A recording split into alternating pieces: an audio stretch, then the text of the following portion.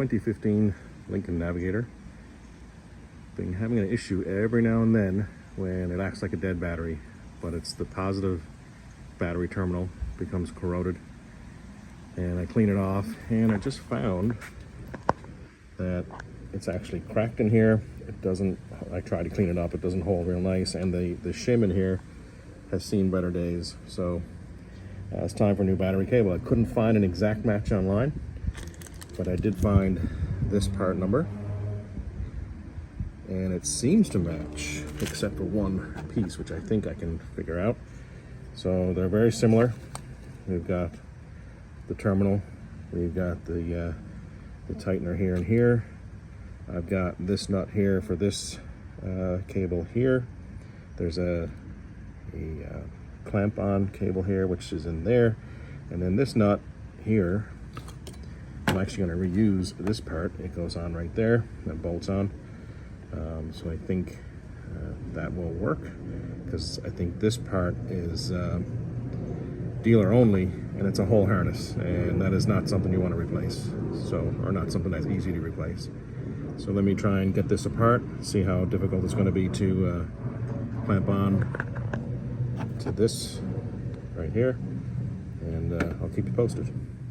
Okay, I was able to get this wire off of here, and now this protective cover just slides down over this here, and I'm going to try and get this apart, and that's the part that clamps into the new one like that. Okay, I was able to slide this down and bring the wire up through, and I cut the heat shrink, get it off, and the new one came with a new heat shrink, so I'll use that. Just had to get this apart and clamp on the new one.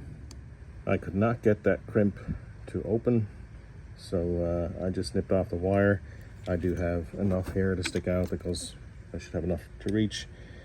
So now I'm just gonna cut back the sheath off this wire, clean it up, and I did kind of start to bend this one so that I can kind of mimic the double fold that's on that one. I'm gonna give it a try anyway. I don't have a crimper that big, but I think I can make it work. And then I may throw some heat and solder in there also, just so I know I've got a good connection. Okay, the wire is crimped and soldered on. I definitely couldn't get it as tight as Ford had it from the factory. So there's some piece of machinery or crimper tool which I didn't have, but I used the biggest ones I have, and those largest channel locks, and I crimped it on as hard as I could. Then I used the mini torch with some flux, heated it up really hot, and it sucked the solder in nicely, so I'm confident that that connection is good. So now I'm just going to reconnect this one onto here and reconnect this onto here. And there you have it. New wire is on.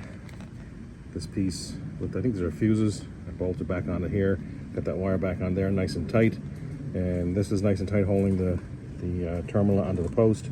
You don't have to crank this so tight. I think that's what happened before, someone broke it, but it is snug, you can't move it, it's nice and tight, it's clean. I may have some battery terminal spray. I may spray on it to prevent any corrosion or to slow down any corrosion in the future. But that's pretty much it. So I'm in there now, covered. I'll hook up the battery, negative post, and make sure it starts. Well, all back together. I did put some battery terminal protecting spray on there. That's what it looks like. I don't know if it works or not, but I figure it can't hurt considering how much corrosion was on it to begin with. So cover that up, and again, that's what the old one looked like. And here's the part number. I have to imagine a lot of Fords would be the same, and you can just reuse that extra portion on this side, just bolt it to the new piece. So that's it. Thanks for watching. Just like and subscribe.